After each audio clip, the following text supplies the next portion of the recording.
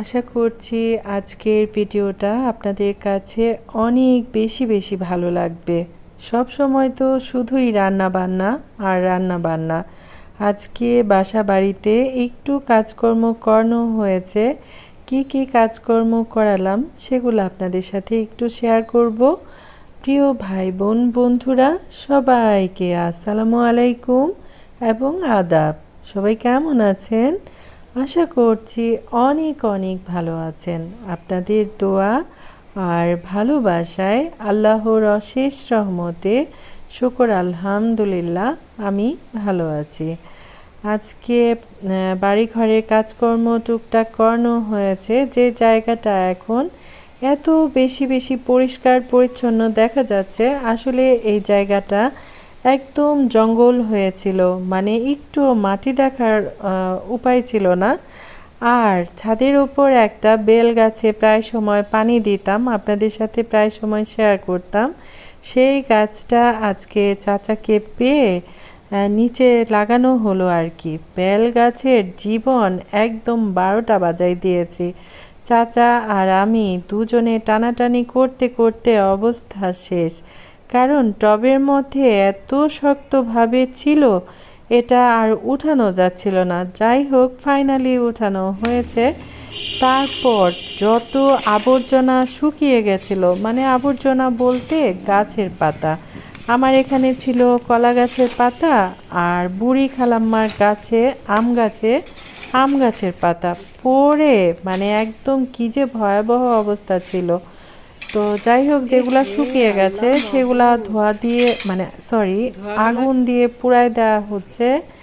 আর যেগুলা কাঁচা গাছপালা ছিল সেগুলা পাশের প্লটে ফেলে দেওয়া হয়েছে। এবার চলে আসলাম রান্না বান্না। আসল কথা তো বলাই হলো না, সেটা হচ্ছে 6 রোজা সম্পূর্ণ হয়ে গেছে। আর আরেকটা রোজা আমার রমজান মাসের রোজা একটা ভাঙা গিয়েছিল। কি করে ভাঙা গিয়েছে ফিরনি রান্না করতে করতে আপনাদের সাথে একটু শেয়ার করি আমার কষ্টের কথাটা। রোজার মধ্যে একদিন সেহরি খেতে উঠেছি, উঠে দেখি আমি চোখে দেখছি 3:45 বাজে, আপনাদের ভাইয়াও চোখে দেখছে 3:45 বাজে। আসলে তখন 4:45 বেজে গেছিল, মানে আমরা ভাত খাওয়ার আগেই আজান দিয়ে ফেলেছিল। তারপর খাওয়া দাওয়া শেষ করে বসে আছি, আজান তো হচ্ছে না। তারপর কি হয়েছিল একটু পরে বলছি, থাকেন আমার সাথে। Thank you. তোমাকে বলো ঈদ মোবারক। ঈদ মোবারক। আজকে আমরা ঈদের খুশিতে সঞ্চয় খাবার খাবো। অনেক কিছু না বাবু, একদম হালকা পাতলা কিছু করব। ওই যে চিকেন থাকলেই হয়ে গেল। চিকেন আর আলু, একটু ধনিয়ার গুঁড়া, অল্প করে একটু হলুদের গুঁড়া, লবণ তো দিলাম, মরিচের গুঁড়া দিব না। দাঁড়াও, শুনছি, তুমি বলো, আমি কাজ করছি। গরম মশলার গুঁড়া, তারপর হচ্ছে হ্যাঁ বলো, জিরার গুঁড়া, সব উপকরণ একসঙ্গে দিয়ে এটা খুব ভালো করে রান্না করে নেব, মানে সিদ্ধ করে নেব। একটু সয়া সস।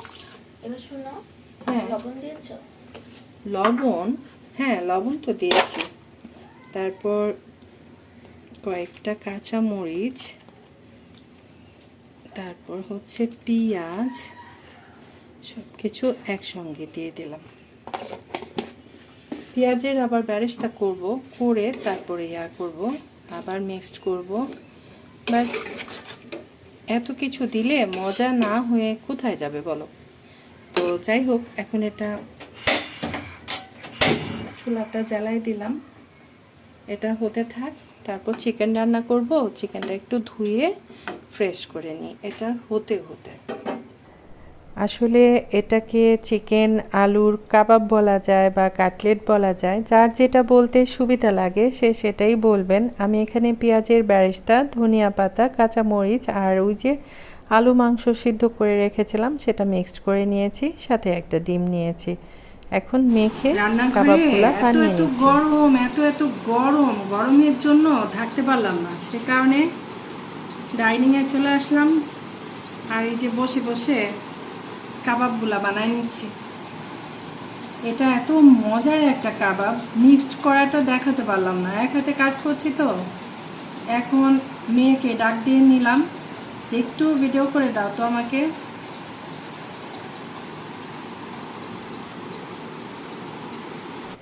চিকেন আর আলুর কাবাবটা বানানো হয়ে গেল, খুব বেশি সুন্দর লাগছে দেখতে। আর যে কথা বলছিলাম, ওই যে রোজায় সেহরি খেতে উঠে কি হয়েছিল, সেটা হলো আজান দেওয়ার পর আমরা ভাত খেয়েছিলাম। তারপর আমরা বসে আছি কখন আজান দিবে এমন করতে করতে দেখি হঠাৎ করে আকাশটা একটু একটু ফর্সা হয়ে গেছে। তখন ভাবলাম, ইয়া মাবুদাল্লাহ, আমরা দুজনে কি চোখে আজকে ভুল দেখলাম? সে কারণে একটা রোজা ভাঙা গিয়েছিল। আর সেই রোজাটা সহ আমি 7টা রোজা রেখে শেষ করলাম। শুকর আলহামদুলিল্লাহ, আল্লাহর দরবারে লাখ লাখ শুক্রিয়া। আর আমি 6 রোজা গত বছর থেকেই রাখা শুরু করেছি। সবসময় দোয়া করবেন আমার জন্য, আমি যেন যতদিন বেঁচে থাকি আর কি ততদিন 6 রোজা রাখতে পারি। এটা আমার মনের ইচ্ছা, বাকিটা জানি না আসলে। আর আপনাদের সাথে গল্প করতে করতে এই যে কাবাবগুলা ভেজে নিচ্ছি, অনেক বেশি সুন্দর হচ্ছে। আর দেখে মনে হচ্ছে জালি কাবাব, কারণ ডিমের একটা র্যাক একটা আবরণ পড়েছে, দেখতে অনেক বেশি ভালো লাগছে। যদি কারো ভালো লেগে থাকে অবশ্যই আমার মতো করে বানিয়ে খাবেন।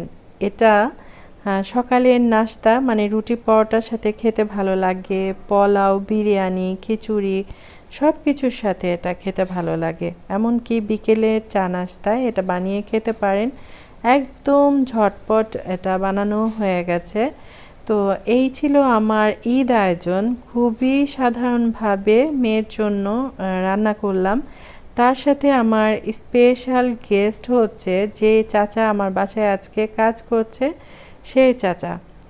তো চাচাকে বলেছি আজকে বাড়িতে যাওয়া যাবে না, আজকে আমাদের সাথে দুপুরের লাঞ্চ করবেন। তো কাবাব তো হয়ে গেছে, যদিও ভিডিওগুলা আমি সিরিয়ালি নিয়েছি, কিন্তু আগে পরে রান্না করেছি আর কি।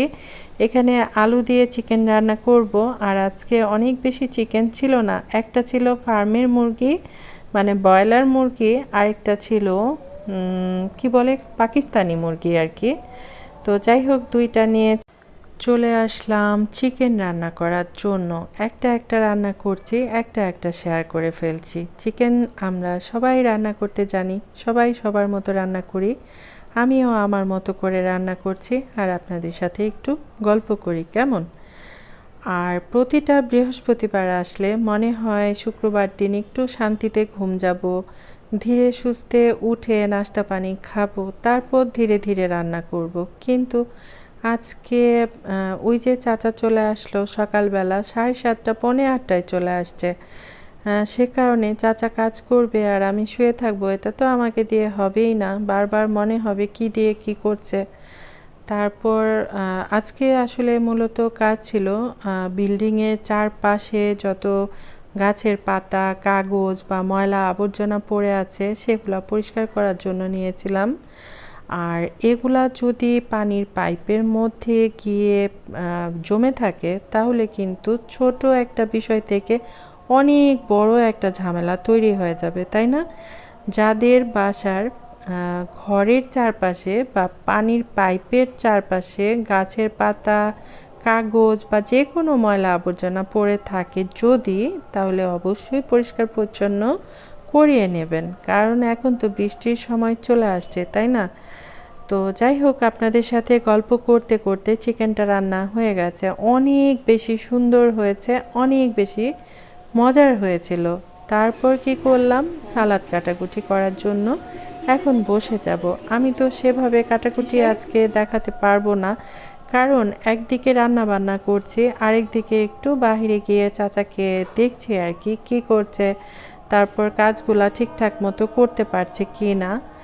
আর এই তো লেবু কাটাকুটি করে নিয়েছি, লেবুর দানাটা ফেলি নাই, কারণ ফেলে দিলে একটু কেমন যেন মনে হয় যে কেমন লাগে আর কি। তো যাই হোক, এক একজনের এক এক হ্যাবিট থাকে এই আর কি। তারপর পোলাওটা রান্না তো হয়ে গেছে, পোলাও রান্নার আরও ভিডিও করেছিলাম, অনেক ভিডিও করেছি, তো আজকে কিভাবে যেন ডিলিট হয়ে গেছে। তো যাই হোক, ডিলিট হয়ে গেছে দেখেই একটু ছোট্ট ভিডিও দিলাম, নতুবা আপনাদের অনেক বেশি বেশি কষ্ট হতো লম্বা একটা ভিডিও দেখার জন্য, তাই না? আর পোলাওর মধ্যে কিশমিশ দিয়েছি, এটা আমিও পছন্দ করি, আমার মেয়েও অনেক ভালোবেসে খায়।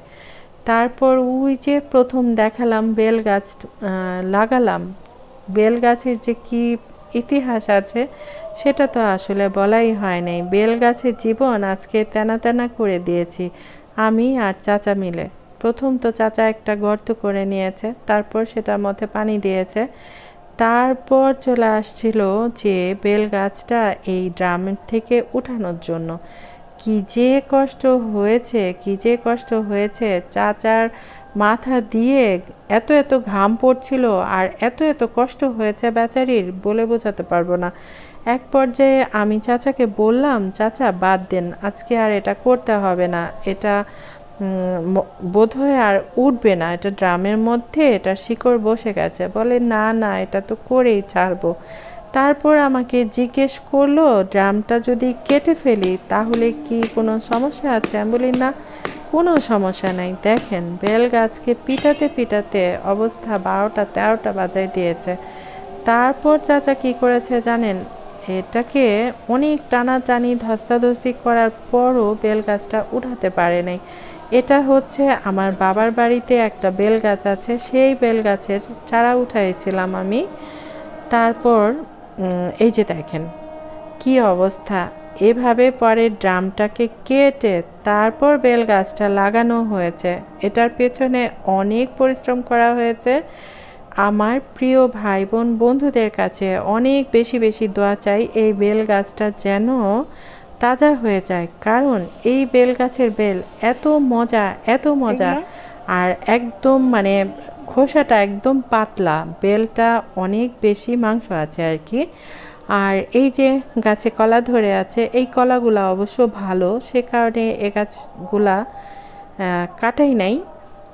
আর যেগুলা ওই যে বিচি কলা ছিল সেগুলা সব কাটানো হয়ে গেছে। তো আমার আজকের ব্লগ ভিডিও আপনাদের কার কাছে কেমন লাগলো অবশ্যই জানাবেন। সবাই খুব বেশি বেশি ভালো থাকবেন, সুস্থ থাকবেন। আবার কথা হবে ইনশাআল্লাহ। আল্লাহ হাফেজ, আসসালামু আলাইকুম। এনে তারপর একদম পুরাই দিচ্ছে।